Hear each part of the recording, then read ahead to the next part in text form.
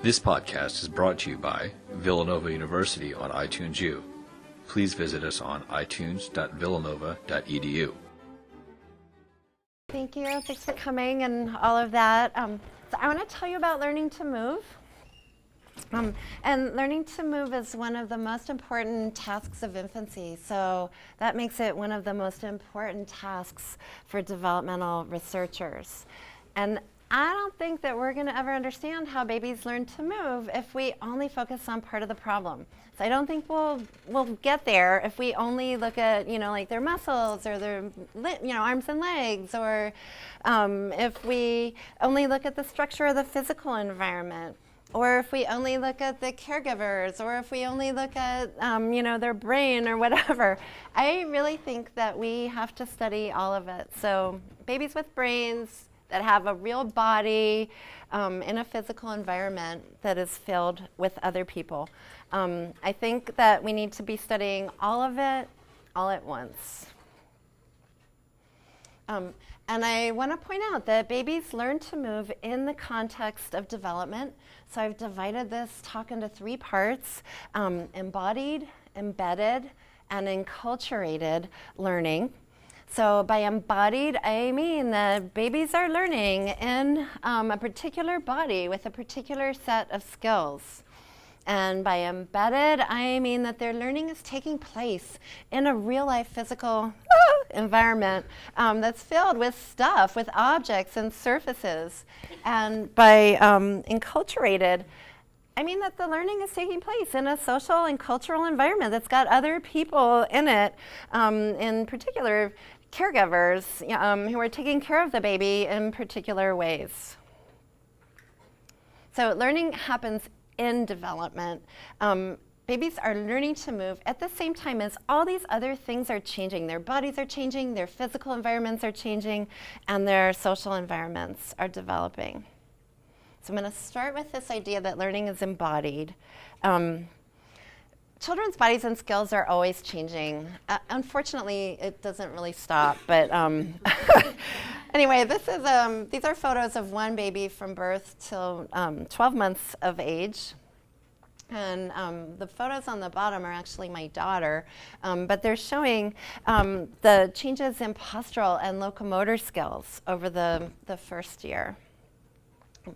All these changes in infants' bodies and in their skills literally change the opportunities for learning. So I'm going to focus first on the developmental transition from crawling to walking. So being a baby that can move around on all fours to being a baby that can move around upright. And I want to show you that new walkers fall a lot.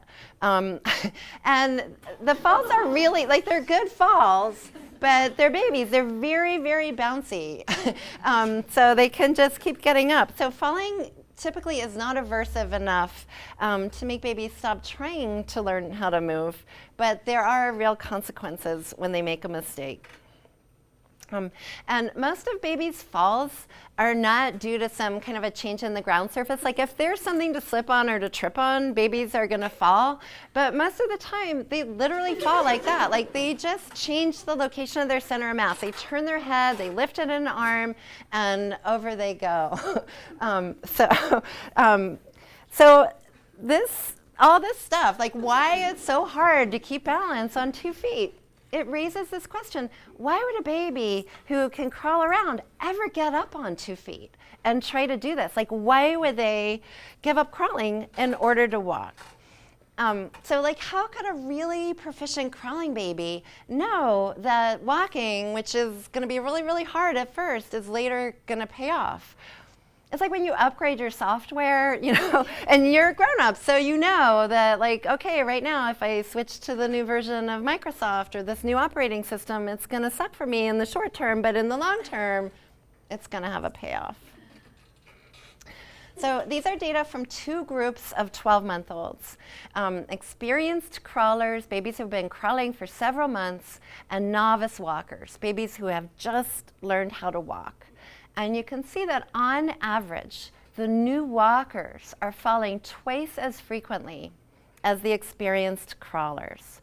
So why is a baby going to give up crawling in order to walk if they're going to fall twice as much? And here's a possible answer.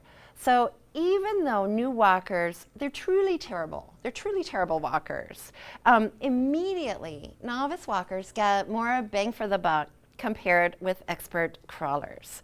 So novice walkers are spending way more time in motion, they are taking twice as many steps, and they are traveling 3 times the distance of experienced crawlers.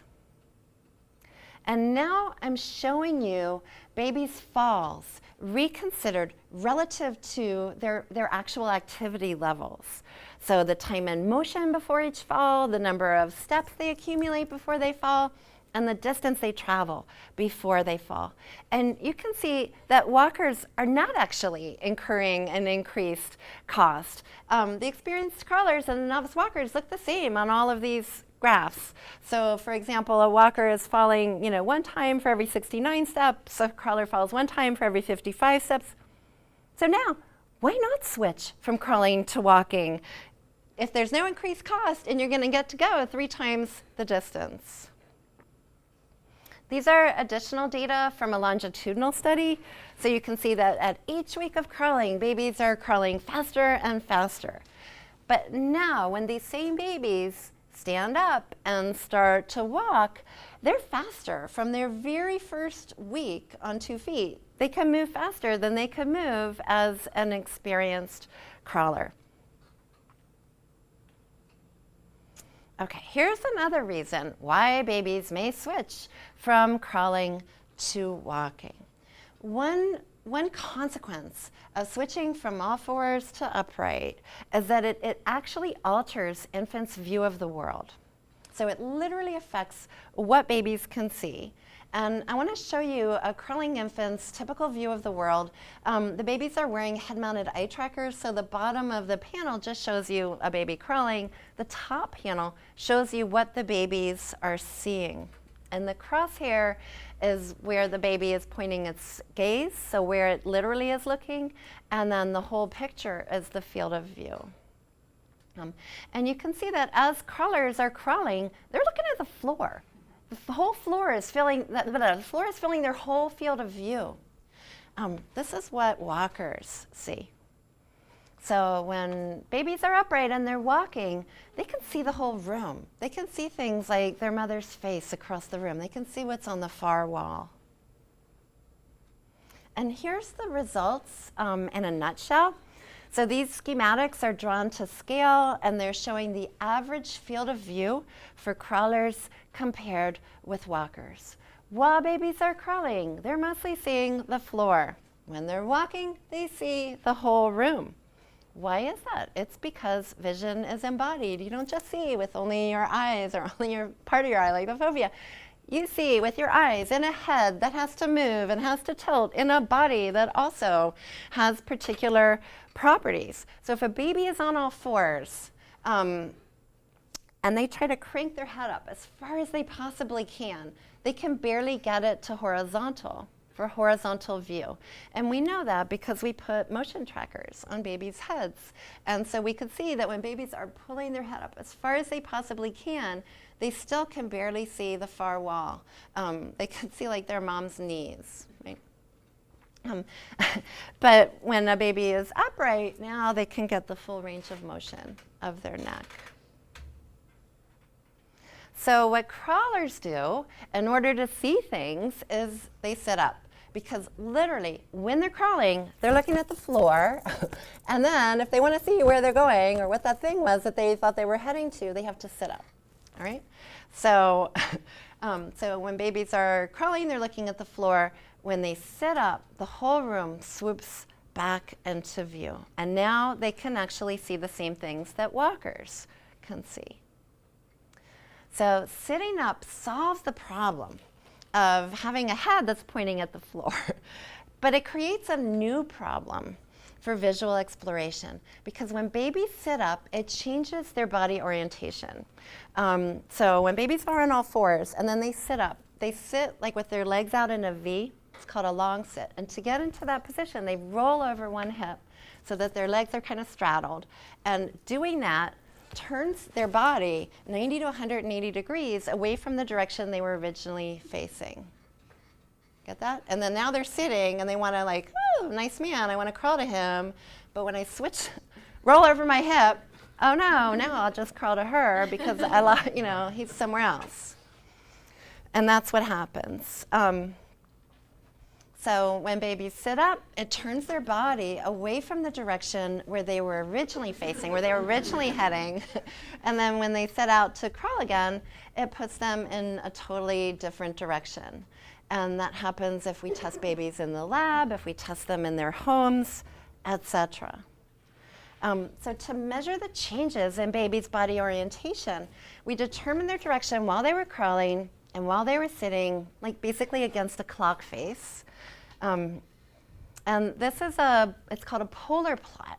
And the size of those wedges tells you the relative frequency of their body's orientation in these different directions. And so here you can see that this is like not development. This is just a real-time transition from being on all fours to just wanting to sit up so I can see things.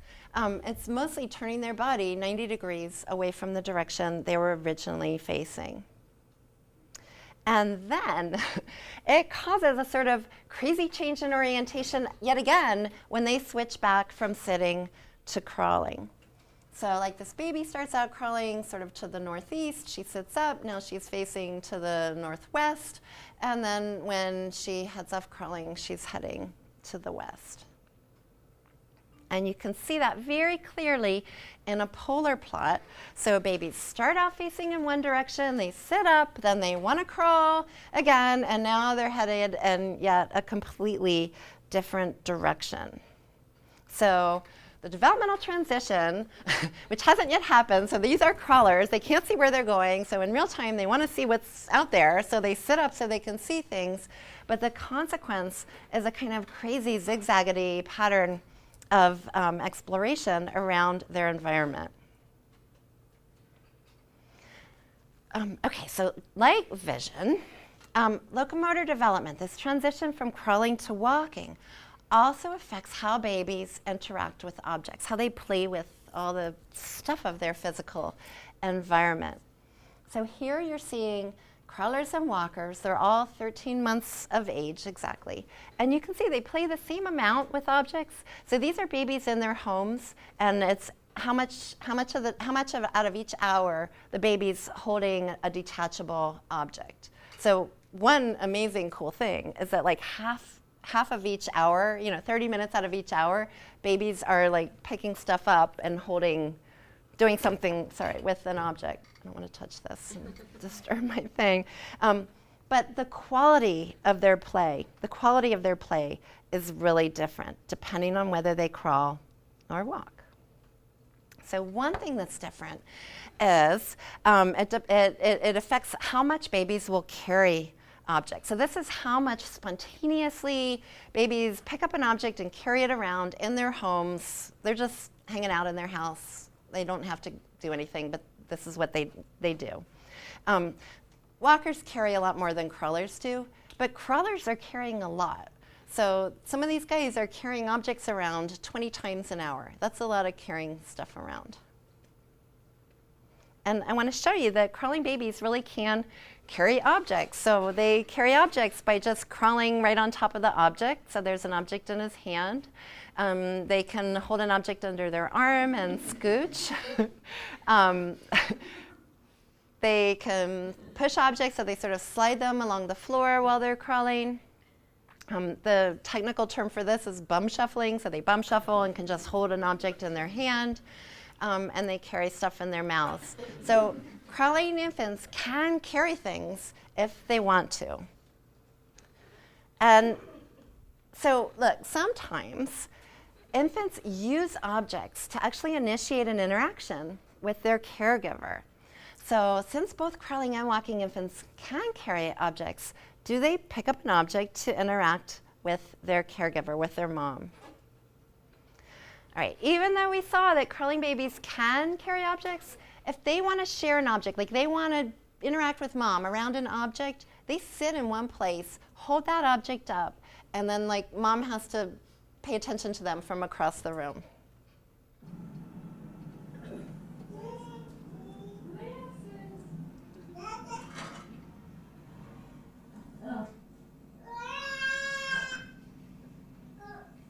Monkey.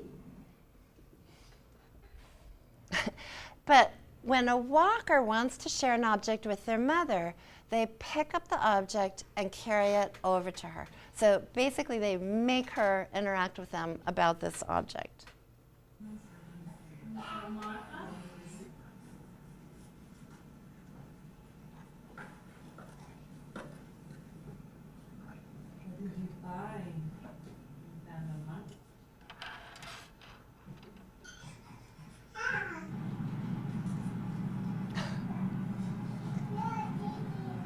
That's one of my favorite clips because this kid is like he's like on a trek to share this object with his mother. All right, so these are the data. So crawlers are sharing from a stationary position. That's a gigantic blue bar. And the walking babies also share from a stationary position. But in addition to that, they will also pick up an object and carry it over to their mother. So even though both crawlers and walkers could carry objects if they wanted to, when crawlers want to share, they stay in one place and they wait for their mother to pay attention to them. When a walker wants to interact with his mother, he just brings that thing and makes her interact with them.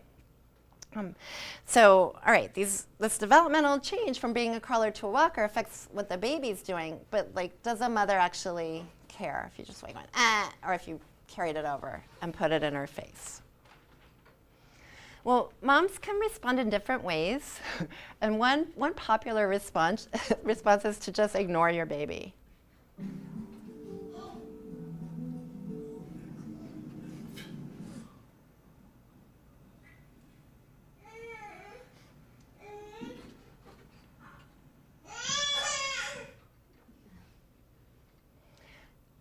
Sometimes moms, an affirmation is like the mom just affirms that something happened. So they say thank you or okay or yes. It's kind of like a proof of life, like you're still alive, fine. Yeah. Thank you. Thank you. Okay, so the moms are not adding any real information. It's just like, fine, you did something, I noticed, we're moving on. Sometimes moms actually give information. So referential language is when they name the object or they use adjectives. They're describing things about the object. That's the duck. Oh. Yeah, oh, orange ball. And another kind of actual information that mothers can give about objects are called action directives. So these are verbs, function words, what you can do with it. Like, that's water is referential. Do you want to drink the water? Do you want to open the bottle? That's an action directive.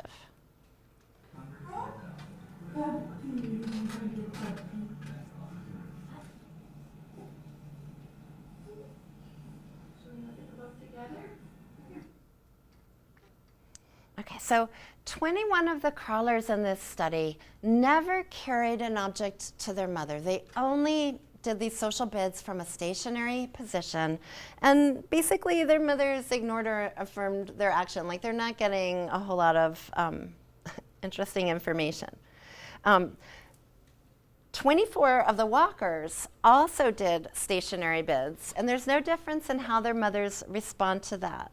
But all 24 of the walkers also did moving bids where they picked up an object, carried it to their mother, and when they did that, the mom responded with these action directives. So now the moms are using different kind of language. It's informative language, it's function words, what you can do with an object. Now, 5 of the crawlers did pick up an object and carry it over to their mother. And their moving bids are shown in the red bars. And when their data are compared with the walkers, it looks just the same. It's just like mothers of walking infants, mothers of crawling infants are going to use more action directives if their babies actually carry an object over to them. So this is important because it's not like the moms are like, oh, wow, now you're a walker. Maybe now I'll use verbs and tell you what you can do with things. It's not that. It's that the ability to walk made it more likely for babies to carry objects around. And so that made it more likely that when I want to interact with my mom, I'll get off my butt and carry the object to her. And the fact that I do that makes it more likely for my mother to give me a new kind of useful information. Okay, so, yeah, sure. The age of these two groups, is it like comparable, or are they walkers older? Or? No, they're all 13 months old plus or minus a week. They're all from the same population in New York City. Yeah. All right. So learning is embodied, and changes in babies' bodies and skills instigate a whole cascade of developmental events. So the ability to crawl versus the ability to walk affects how much babies travel, what they see. Infants are probably switching. There's an impetus to switch from really good crawling to really bad walking because they can go more, they can see more, they can play more, they can interact more. The real-time transitions between crawling and sitting are shaping the way babies explore their environment, and that is because of infants' bodies and how our bodies are shaped, and the way our bodies are shaped affect the way that we can explore the environment. So it's really like Gibson said, you look with your whole body, not just with your eyes. And the development of walking changes babies' actions on objects and with people, which in turn are affecting the linguistic input that they're getting from their caregivers. Okay, I want to tell you about embedded learning. So learning is taking place in a physical environment that has objects, surfaces, like stuff, just the physical stuff of the world. And that stuff affects the possibilities for action. The physical environment is always changing. It's variable, but it also develops. So new parts of the world open up as babies' bodies and skills are changing. If you can't see, above the ground level, the whole part, the top part of the world is lost to you, right? So I want to tell you, give you one example of embedded learning. This is going to be about our CLIF studies.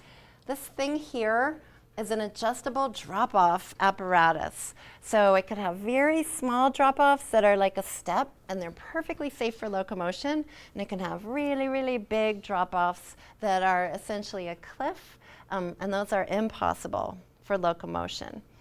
So this is kind of like the old visual cliff, but this is not an illusion. This is a real cliff.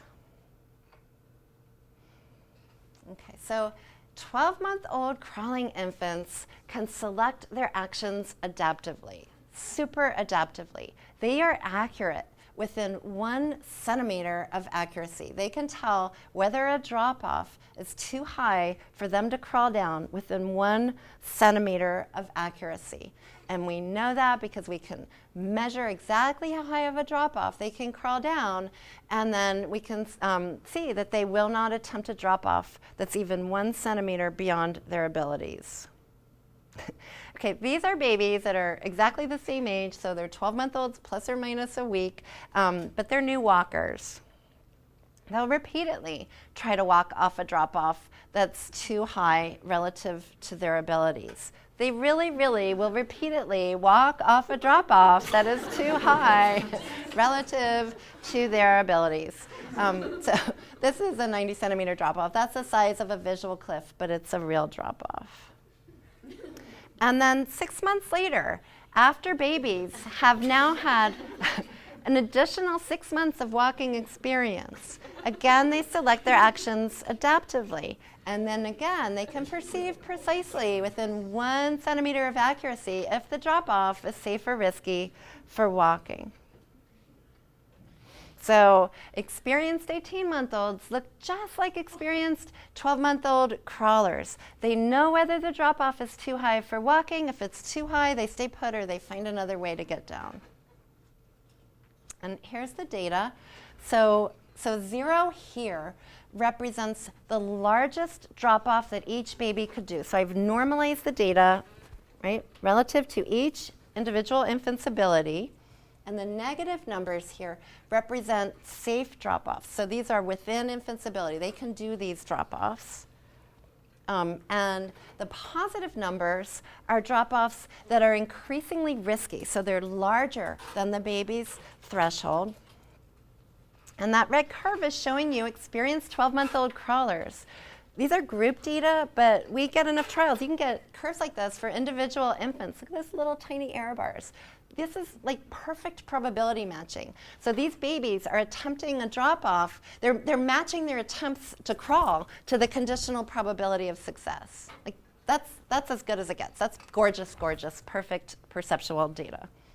All right, now in blue, I've added the 12-month-old walking infants. These guys vastly overestimate their abilities. You can think of that as false alarms. Like, that is very dumb data.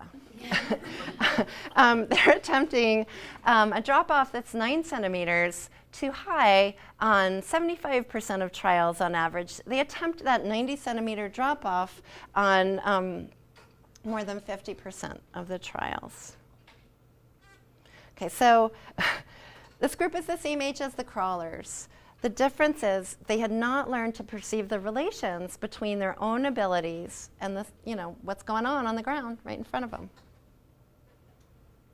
Okay, now I've added the experienced 18-month-old walkers. They're in green, and you can see they perceive it equally accurately as the experienced crawlers. So what I think these data are showing us is that experience with each posture and development is teaching infants to perceive affordances for that sort of body-environment relation. So crawling experience teaches infants to perceive the relations between their body and the environment while crawling. Walking experience teaches infants to perceive affordances for walking. And these are old longitudinal data, but they show very dramatically that there's no transfer from an earlier to a later developing perception action system. So this is a typical baby in the first week of crawling. And so now they're crawling down slopes. That's an error. That's a bad judgment. By 10 weeks of crawling, errors have dropped to 50% on average. So half the time a baby can correctly reject a slope that's too steep, half the time they'll false alarm and fall. And then by 20 weeks of crawling experience, babies are really fast and efficient at exploring the ground surface. They just can touch it. They can tell within 2 degrees of accuracy whether a slope is safe or risky for crawling. But when these same babies now stand up and do the same task, face the same slopes in a new upright posture, they have no idea about whether they can walk down the slope, and they'll try impossibly steep slopes over and over and over again. 10 weeks later, errors again drop to 50%. There's no evidence of savings. There's no evidence that learning is faster the second or the third or the fourth time around. This is like all new learning. They're learning all over again. Okay, so learning is embedded in a physical environment, and of course it's embodied in infants' own bodies and skills. What are they learning? They're learning to perceive and to exploit new affordances, new possibilities for action. And part of that learning involves discovering and honing the right exploratory actions so they can generate the information that they need for their perceptual systems. Learning does not transfer from an earlier to a later developing skill. Why not? Well, you know what? Why should it?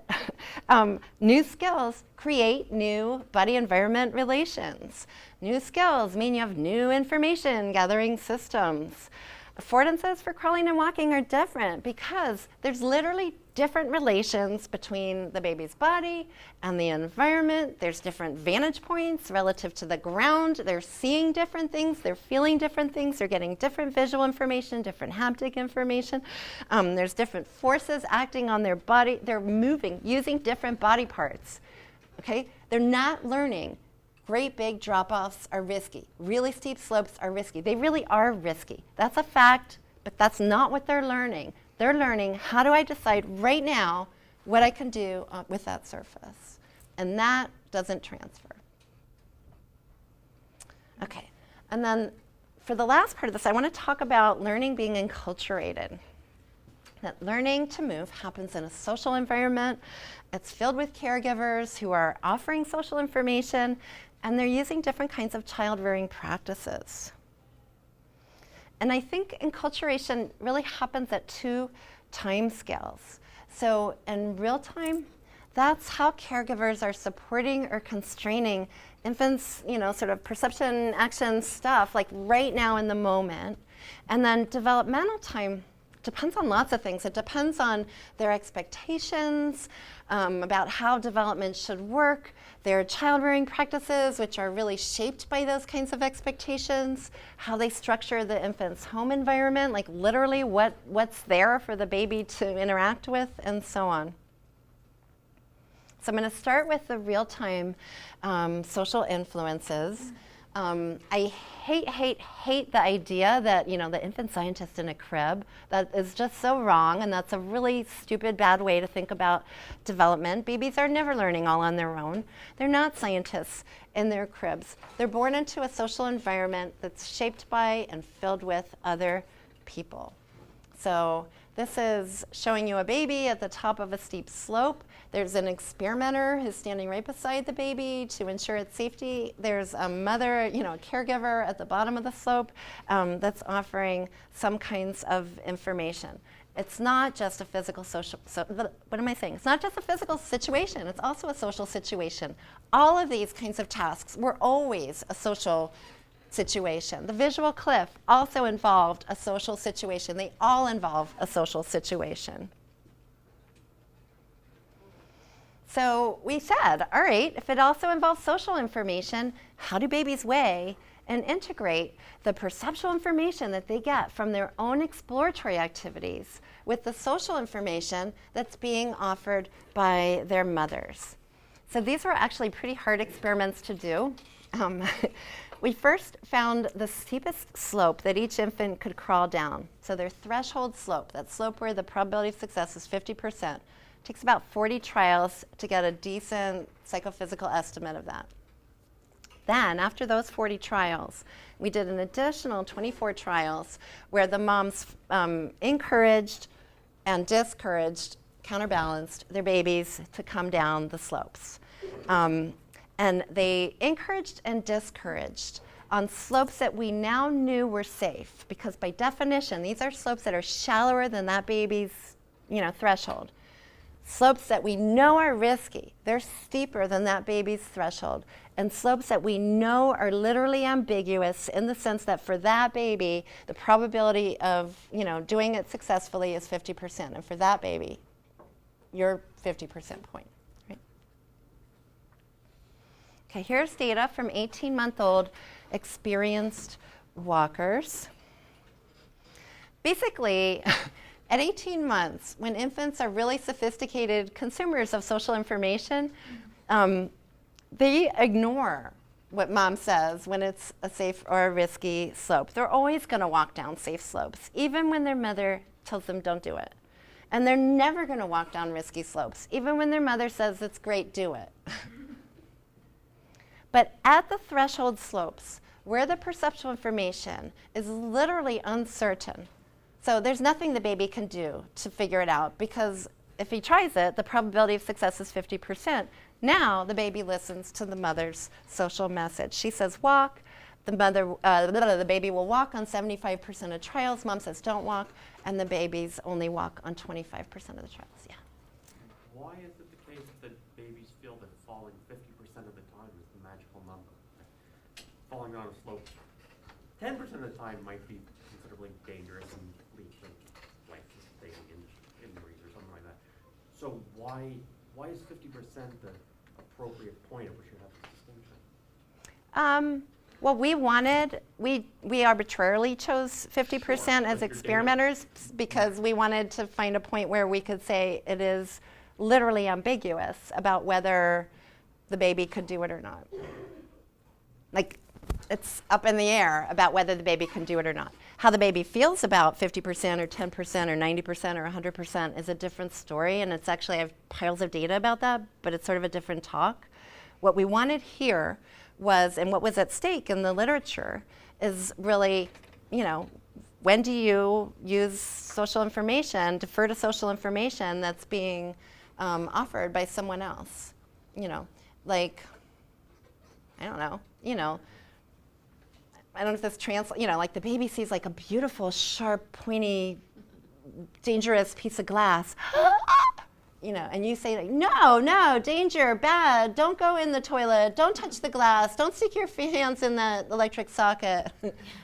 The baby has to decide, am I going to listen to you? Or, you know, eat it, broccoli is so good, and yum, my mommy loves her broccoli. You know, when do I listen to you? So what's at stake in the literature is when babies should listen to their mother if they really understand that she has a unique, you know, source of information, then they should listen to their mother where it's ambiguous. That's what they do. Yeah. So even when it's safe, though, is there a small difference there? It's not. When it's risky, Yeah, I you know what, Joe, I don't remember if that was significant.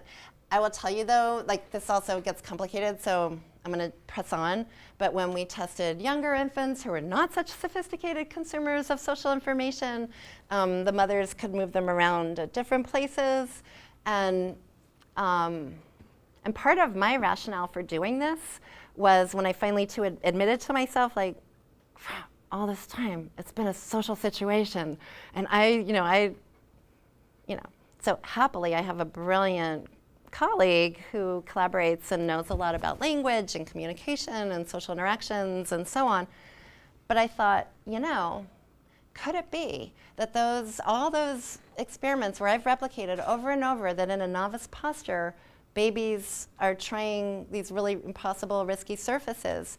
Could it be that they're doing that because they're less sophisticated at using social information? Because the standard is you always say, like, come on, come down the slope, come over the gap, come through the cliff, you know, get the keys, like all that stuff. Maybe it was just social information driving it. So I wanted to prove to myself that it wasn't, it's not. So that was nice. All right, I'm going to press on because it gets better. All right, so this is showing you a typical 18-month-old. And what the mothers do, so this is that baby's actual threshold slope, and this is the mother encouraging.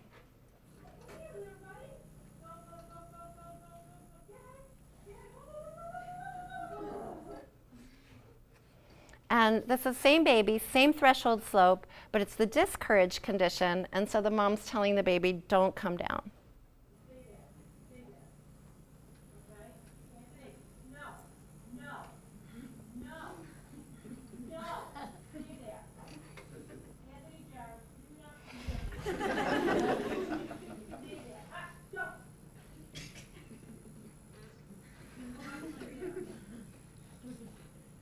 All right. We figured if it's true that infants are only deferring to social information at a region of uncertainty, so it is like the baby, we chose 50 because we think that's like in some sense, you know, like objectively uncertain. But does a baby think 50 is, you know, like what does the baby think is uncertain? And here's how you can find out. So we figured if we changed experimentally the region of uncertainty, then that should change correspondingly the region where the infants defer to social information. So to do that, we dressed 18-month-old experienced walkers in very slippery Teflon-soled shoes. They're really, really slippery. So this is basically a shallow slope. And if the baby's not wearing, you know, really slippery Teflon-soled shoes, it could just walk down. So the Teflon-soled shoes are changing really good, skilled 18-month-old walkers into poorly skilled walkers relative to when they're walking barefoot or in rubber-soled shoes. So that means we took what used to be their region of uncertainty and moved it to a much shallower range of slopes. And here's the decisions for 18-month-olds while they're wearing the Teflon-soled shoes. And since there's really no range in their thresholds, these are just at the absolute degree of slant. So the babies, look, they still knew that the steep slopes were risky. But now, the shallowest slopes, even 0 degrees, like, you know, very tough on social shoes. I don't know, you know. Now they're deferring to the social information offered by their mothers. So they're more likely to walk when mom encourages, more likely not to walk, less likely to walk when she discourages. And for clarification, obviously in those cases they do have some experience with the Teflon shoes. No, we just stuck them on. That's the whole point. Like, now, so the baby is like, you know, like they get like a couple of steps on the starting platform, and now you decide, like, do you know what you still know what you can do? And I have many studies where we change babies' abilities online or adults' abilities online with shoulder pucks and pregnancy pucks and platform shoes and I don't know, you name it. If you can perceive, like, that's what it means to really be a skilled perceiver actor. If you're wearing, you know, high-heeled shoes or a tight skirt or a blah, blah, blah, or, you know, sneakers, or it's this floor or that floor or the other floor, movement is generative and creative. When you've solved the problem for some perception action system, that's what it means to solve it. It means you can deal with it online and adapt to local conditions. All right, so now I'm going to turn to developmental time and talk about the effects of child rearing practices.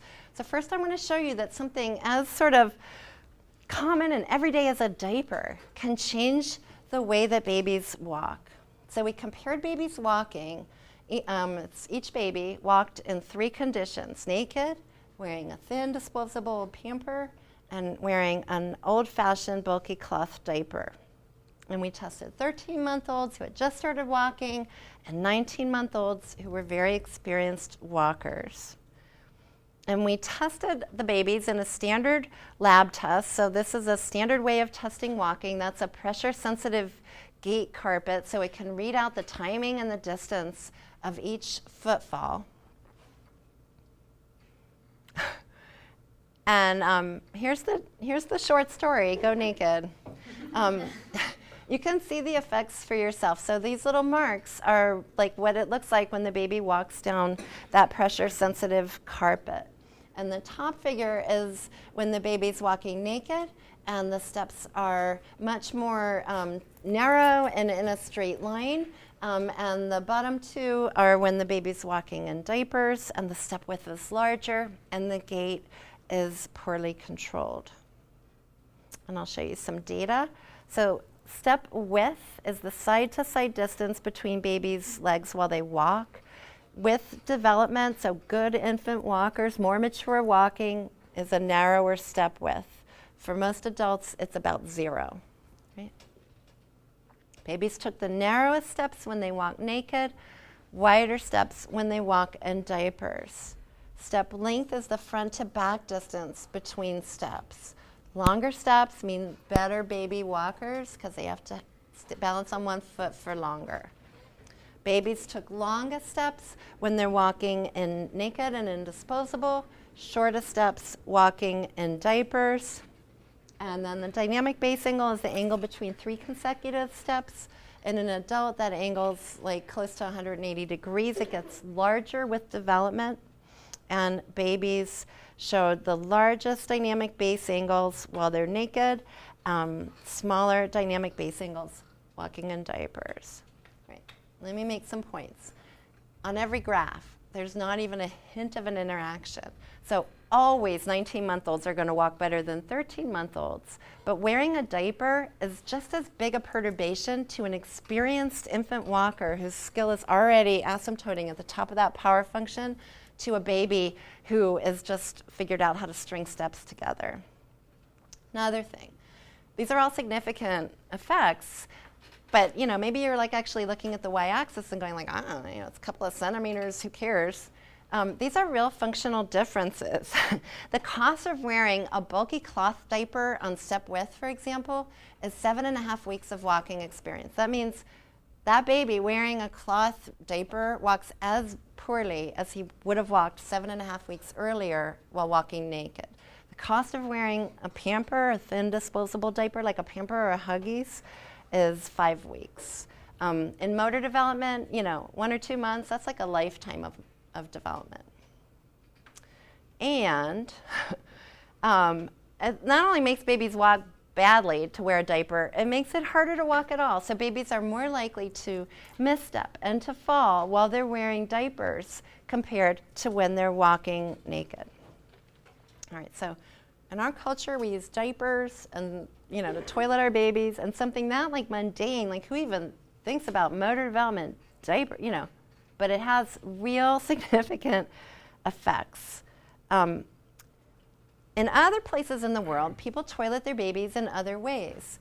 So, who knew, but in Central Asia, parents toilet their babies in a special cradle called a Gavora cradle. So they use the cradle for toileting their babies, for sleeping their babies, for caring for their babies. It keeps their babies safe, warm, clean, dry, comfortable, all these things.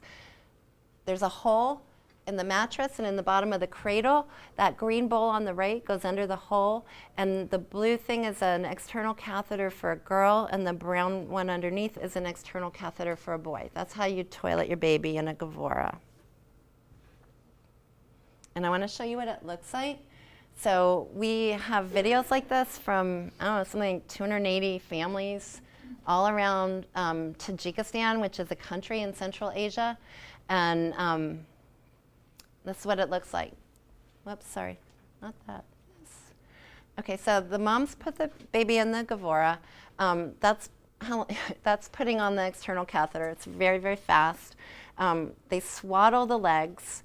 Then they bind the legs down because there's no sidewalls on the cradle, and otherwise the baby's going to fall out. They swaddle the arms. Then they're going to bind the torso into the cradle.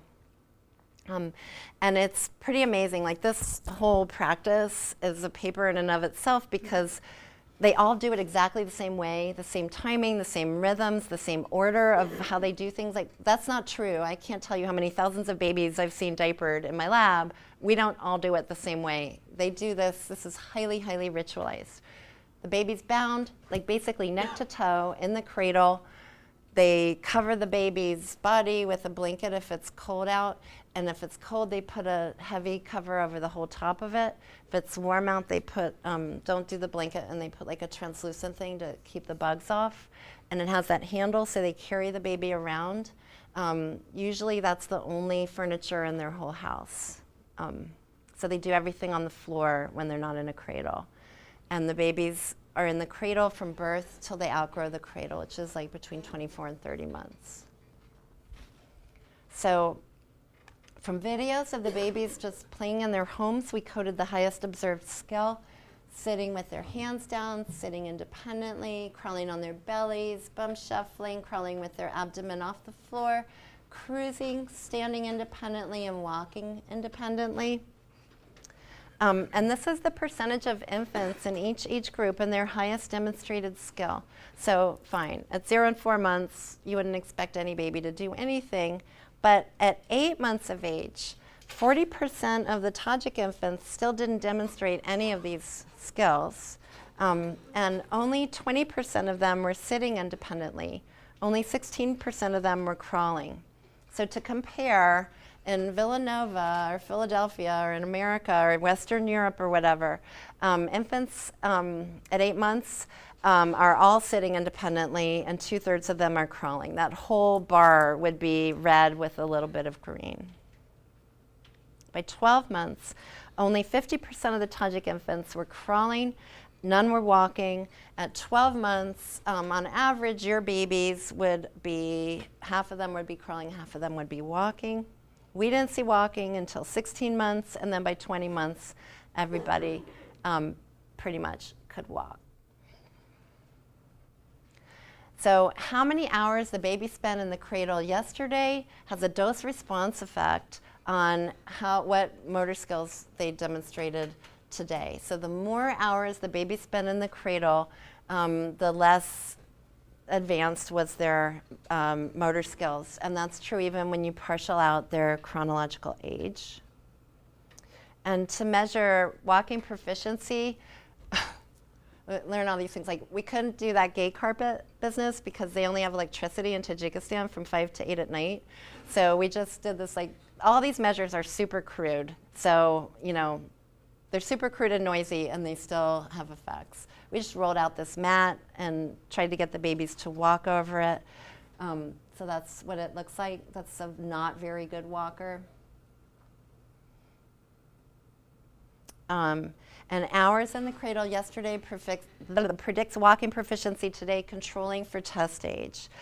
So how fast babies walk, the length of their steps, is related to cradle hours. Babies who spend the least amount of time in the cradle tend to walk faster and have longer step lengths. All right. Child rearing practices can also accelerate motor development to levels far beyond what you would ever expect in our culture. First of all, in our culture, most babies cannot sit at 5 months. That would be highly unusual to have a baby who can sit independently at 5 months.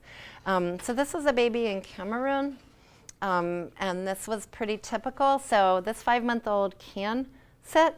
This 5-month-old sits so well that the mom is so comfortable with how well her baby sits that she will walk out of the room and do her daily chores. And I don't know, Rebecca, like with your 2-year-old, would you leave him like on this desk and walk out of the room to, like, you know, I don't know, read your email? But the babies really, really are incredibly competent sitters. So they can sit, they can do stuff with objects if there's objects to be held. And the mothers are utterly sanguine. We didn't see babies falling off of high places. You know, they really could sit. And so I just think, you know, I think this is amazing. This is one of the times when, you know, like we saw videos and like the hairs rise up on your arm. You go like, this is so amazing.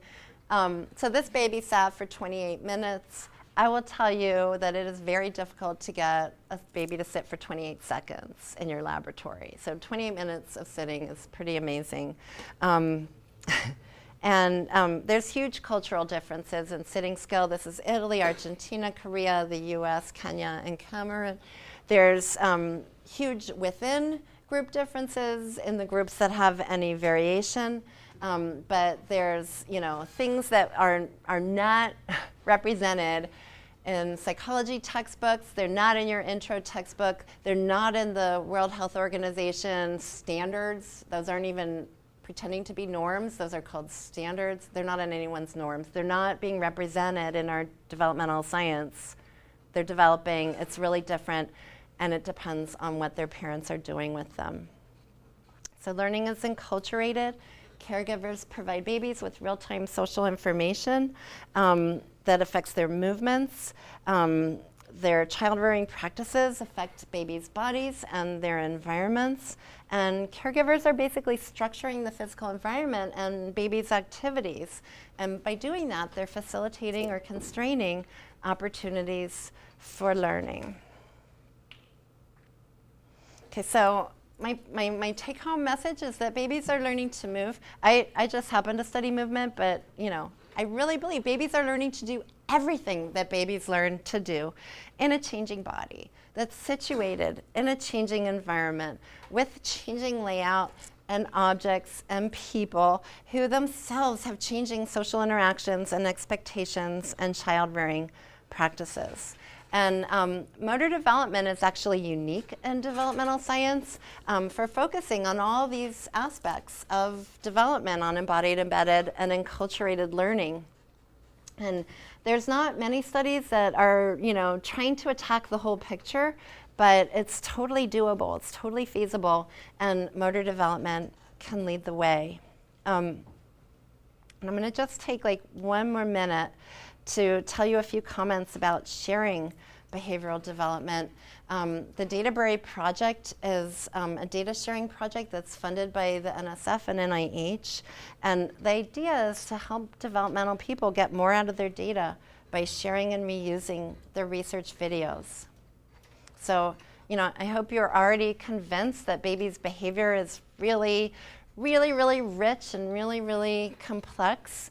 But video captures much of this richness and complexity, and most of us in developmental science collect video data. People collect video data who don't even code it or do anything with it, but it's so easy to collect the video. If you've got the baby, everybody's collecting videos. To mine the richness and complexity of videos, we need tools.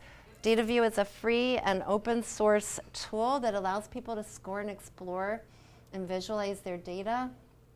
It has a full user guide, it's got a support forum, a best practices guide, and then the Brewery itself is a digital online library for housing raw research videos. And there's currently something like 240 authorized researchers and like 130 different universities.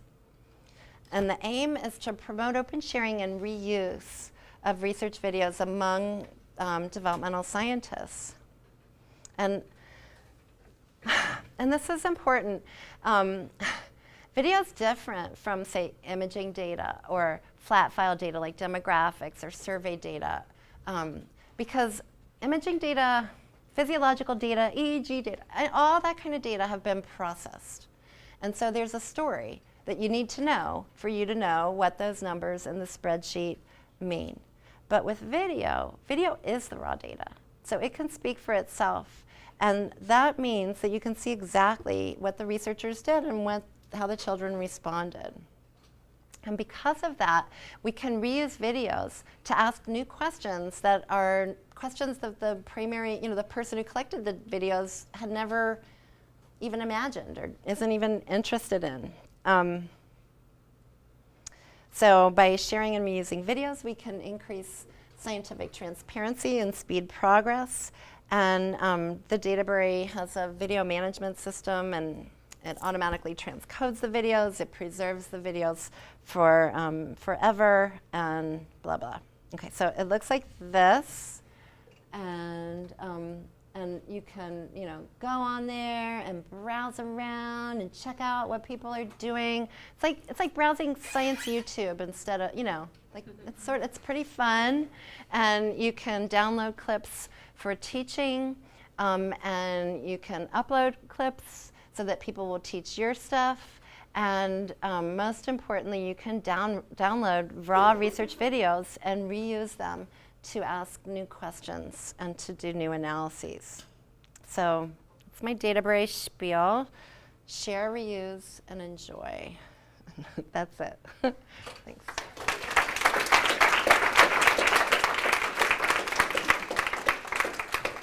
So we have some time for questions.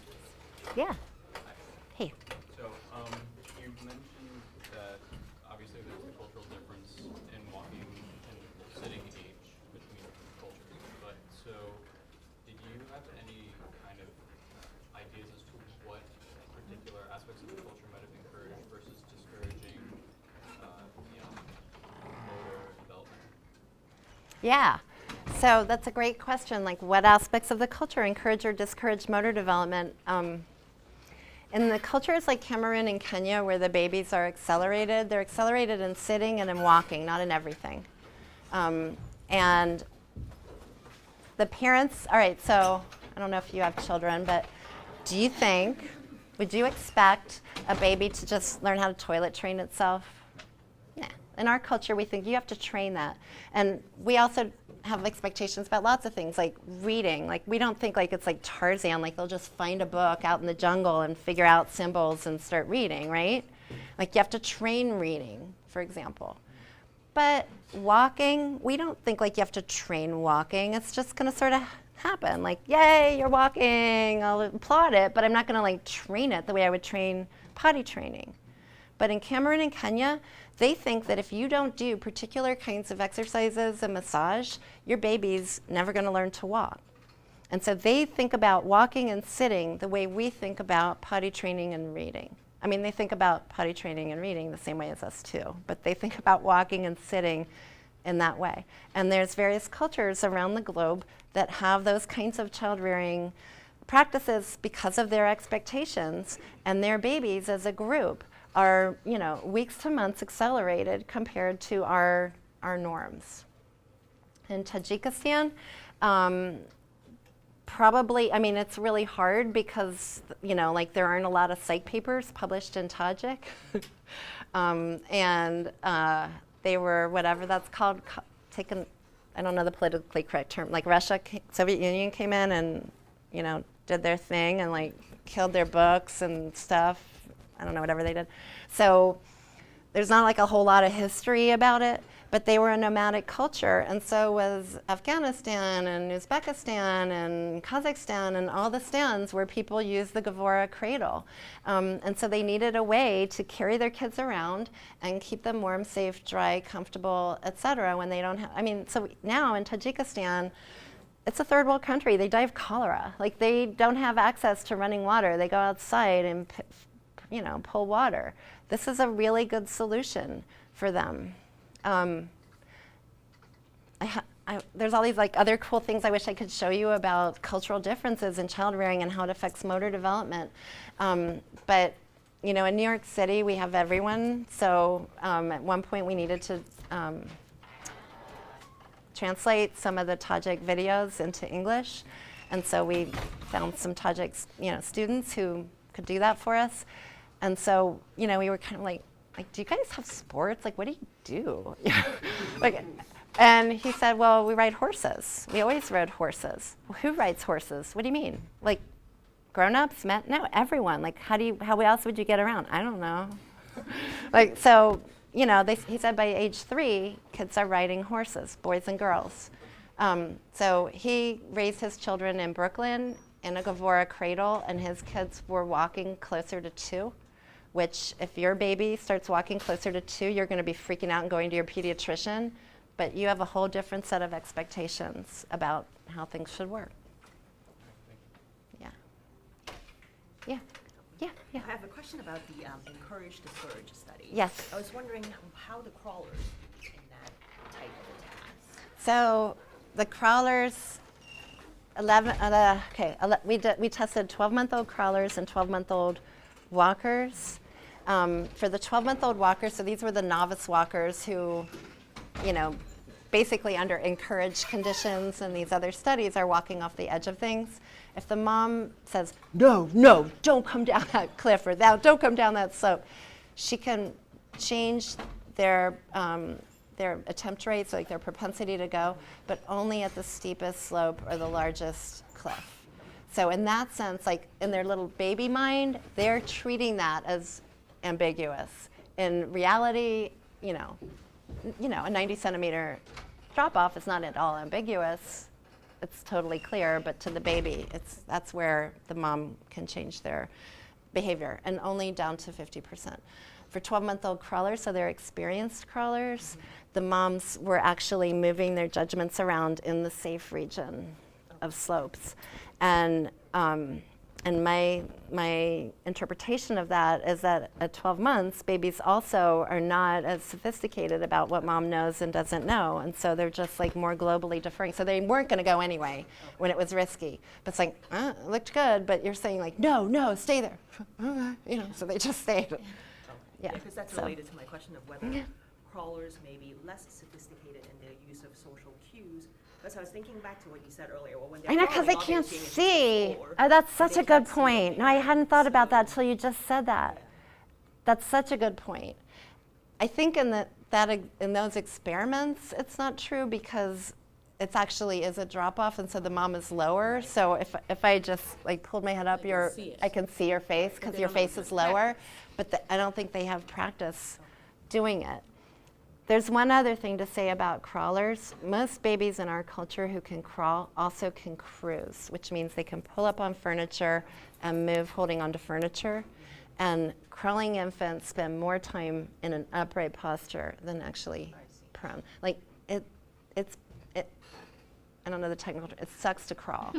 So given other options, babies don't. But if babies really need to go somewhere and they can't hold on to something, you know, a kid who really wants to move will find a solution. So they crawl or they bum shuffle or whatever, they'll get there. Yeah. Yeah. Yeah. Are there long-term changes associated with these small practical things, like if you put your baby in diapers and you set them back a couple of months of walking, does that make a difference? Yeah, no, that's such a good question, and of course it's an obvious question. So the data I showed you were from grant 1 from NSF, somewhere on there, and so we are now in a second grant to actually follow. Like we're going back to get those same babies who will now be between 3 and 6 years old and find out like how do they look. But in one way we already knew something, because we're doing all that study in children's homes and their older siblings are running through the video frames, you know, like they're running through the video frames. So like they all can walk and talk and wage war and do the normal things, but are there subtle differences? So we're going to measure whether there's subtle differences in motor skills. I'm not sure how confident I feel about any of this, because like that standard test of walking that I showed you for the diaper study where you make kids walk in a straight line, people have been doing that for 100 years. Like that is the standard test. There isn't really a standard test of motor skill between 3 and 6 years of age. So there are standardized tests, but they're so culturally specific. So I hadn't really thought about it until we go over there and like we're asking these like preschooler Tajik kids like, throw the ball, kick the ball. And like, you know, they try to kick the ball and fall over and they look pretty bad. And then they like climb a ladder straight up the side of their house. And you're just like, you know, walk over this like little bridge over like the canyon to get to the water, you know, get to the, where they get their water. It's a really interesting and sort of embarrassing problem that except for language, developmental scientists have really had this like myopic, ethnocentric view of development, and now we don't even really have good tools for asking like, yeah, how does it work? Like how plastic is the human condition? What does it look like? It seems to me that even beyond just motor skills, if I know. they're learning everything by interacting with the environment, and you have this I know. phase where you take that away, they can no longer I know. interact in the same way. I know. They have some sort of- I know. But then there's all those other things. So like they're like everything about their culture is different. And so what's the right metric? You know, like if it were happening in Brooklyn, we would be testing how did you do in kindergarten and first grade and second grade? Like, so what we are doing that seems like the righteous, more on the path of righteousness, is we're measuring them against themselves and no more, comparisons against Western norms. So like we have a sample of Tajik babies who were not cradled, and then these babies who have been. It's really hard to get good, clean data of how much they've been cradled. So we can get data about yesterday, but we can't get data about the whole span. Yeah. We do have a reception next door, so if you have more questions for Karen or you just want to step on and have a bite, please feel